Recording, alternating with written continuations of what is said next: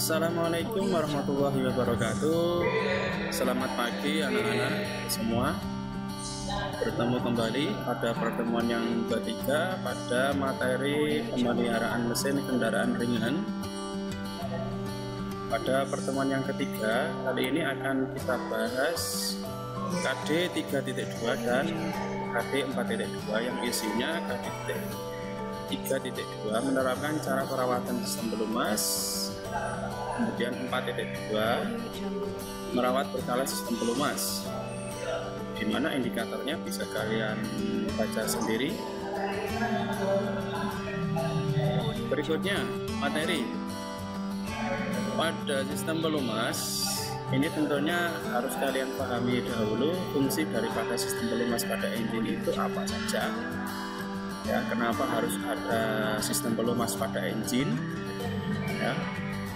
Ini yang pertama, pelumasan itu berfungsi untuk memperkecil gesekan. Ya, kita tahu pada engine itu di dalamnya tidak lepas dari gesekan-gesekan dari beberapa logam. Kalau logam kena logam tanpa adanya pelumasan, ini tentunya sangat berbahaya dan sangat akan membuat kerusakan yang fatal ketika tidak ada sistem pelumas. Jadi di sini fungsi sistem pelumas itu kita tahu bahwasanya memperkecil gesekan. Apakah hilang Pak gesekan? Tidak, tetapi akan diperkecil gesekan sehingga akan mengurangi kausan. Yang kedua, mendinginkan komponen. Loh Pak, untuk mendinginkan komponen, kenapa? Kan sudah ada sistem pendingin. Ini tentunya sistem pelumas pun itu juga berfungsi untuk mendinginkan komponen. Jadi kalau pada engine itu tidak hanya sistem pendingin air, tetapi oli pun juga harus memiliki sifat untuk bisa mendinginkan daripada mesin. Kemudian nomor 3 adalah sebagai perapat. Ini maksudnya seperti apa? Sebagai perapat, bahwasanya oli itu juga sebagai perapat antar logam. Ya, ini contohnya pada ring piston dan dinding silinder. Bahwasanya di situ yang di bagian pada ring pistonnya itu masih ada offset atau masih ada jarak antara dinding silinder, sedangkan pada bagian atas piston itu juga dituntut memiliki kompresi sehingga oli itu juga berpengaruh sebagai perapat antara dinding silinder dan ring piston. Jadi tentunya di sini kualitas daripada oli itu sangat menunjang kinerja daripada engine tersebut. Yang keempat adalah sebagai pembersih dari kausan. Jadi fungsi daripada oli itu bukan hanya sekedar melumasi, namun di sini ada 4 fungsi. Yang pertama tadi memperkecil gesekan, yang kedua mendinginkan komponen, yang ketiga sebagai perapat, kemudian sebagai pembersih. Ini asumsinya adalah ketika ada sebuah gesekan, tentunya di situ akan timbul yang namanya sisa-sisa hasil gesekan, ya, atau yang disebut dengan gram, itu sangat halus sekali, ya. Kemudian bidang geseknya itu akan dibersihkan oleh sistem pelumas itu sendiri. Berikutnya, macam-macam sistem pelumas. Ini tentunya sistem pelumas di sini disesuaikan dengan jenis mesinnya, terutama pada sistem mesin 2 tak. Ini yang menggunakan pelumas campur, di mana oli akan dicampur dengan bahan bakar. Ya, ini sifat-sifat daripada pelumas campur ini adalah selalu menggunakan oli baru karena oli itu juga ikut terbakar, ya, terbakar. Kemudian timbul polusi dari gas buang. Kita tahu kalau pada motor 2 tak itu menggunakan oli campur atau pelumas campur dengan bahan bakar.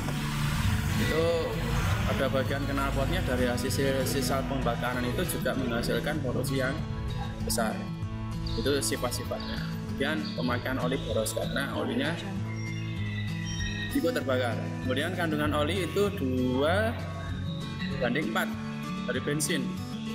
Artinya apa? Dalam 1 liternya tentunya di sini membutuhkan 2:4,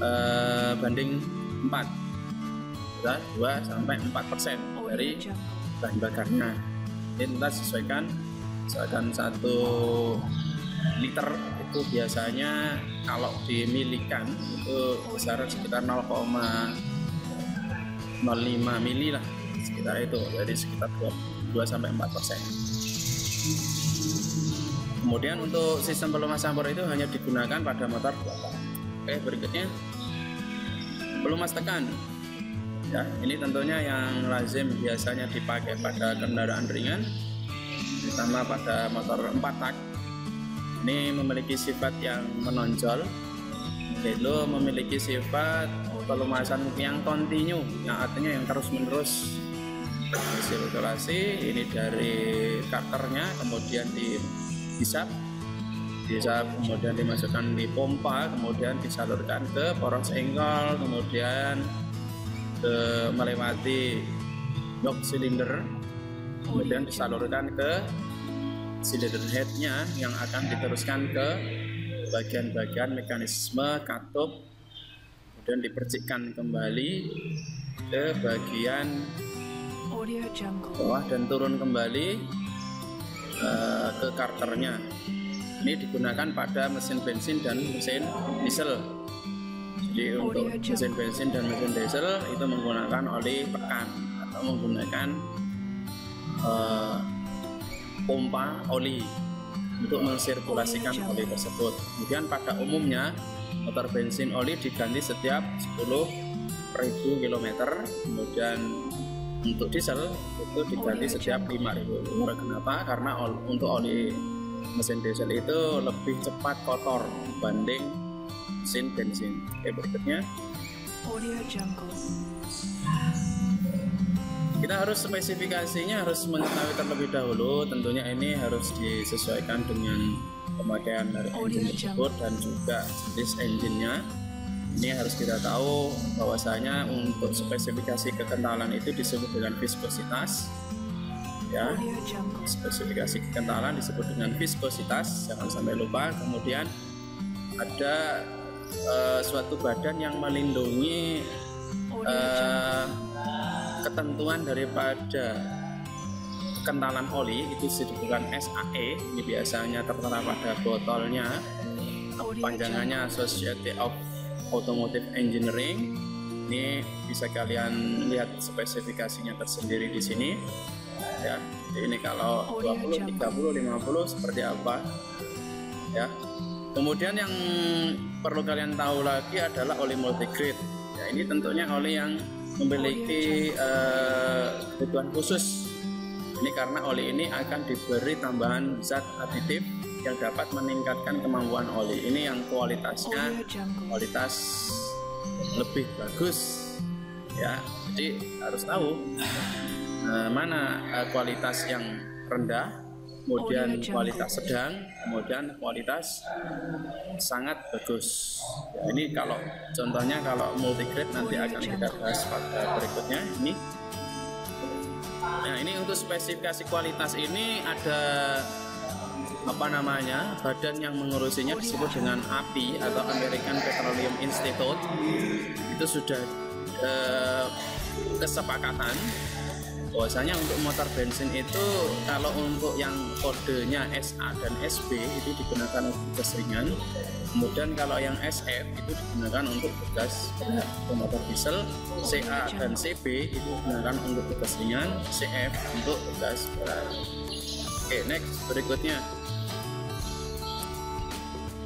Ini contoh pemakaian pada mesin bensin dan mesin diesel. Bisa kalian di sini lihat sendiri pada botolnya tertera apa, kalian perhatikan. Jadi kalau ketika nanti kalian mengganti oli Itu tolong diperhatikan spesifikasinya agar tidak salah ya. Yang menyebabkan ini akan sangat fatal ketika kesalahan dalam penggantian jenis daripada atau kualitas daripada oli pelumas. Berikutnya untuk cara penggantiannya atau interval penggantian oli pada engine ini untuk rata-rata itu oli daripada mesin bensin itu diganti setiap 10.000 km, kemudian untuk motor diesel itu diganti setiap 5.000 km, karena untuk oli mesin diesel itu olinya akan lebih cepat kotor dan hitam ya. Jadi di sini contoh cara penggantiannya bisa kalian lihat di sini. Nanti kalau misalkan kurang jelas bisa kalian bertanya. Kemudian yang tidak kalah penting lagi adalah penggantian elemen saringan oli. Ini tentunya pada sistem pelumas tekan itu membutuhkan yang namanya saringan oli. Kenapa? Karena oli itu akan disirkulasikan ke seluruh bagian-bagian mesin ya, oli akan disirkulasikan ke seluruh bagian mesin sehingga setelah dipakai tentunya akan tercampur dengan gram-gram dari proses gesekan dari bagian mesin tersebut. Jadi tentunya nanti kotoran akan disaring melalui filter ini, penyaring oli ini. Tentunya juga diperhatikan ketika kita mengganti oli, tentunya harus dicatat kilometernya. Ini gunanya adalah ini, supaya tahu pada kilometer berapa kita akan mengganti oli, dan nanti ketika kita mengganti oli kembali pada kilometer berapa akan bisa menjadi patokan. Di sini untuk filternya itu setiap 20.000 km harus diganti. Jadi itu saja yang bisa disampaikan. Mudah-mudahan pada kesempatan kali ini kalian bisa memahami dan mungkin kalian bisa memanfaatkan ilmu ini di kemudian hari. Tetap semangat dan terus belajar. Sekian dari kami. Assalamualaikum warahmatullahi wabarakatuh.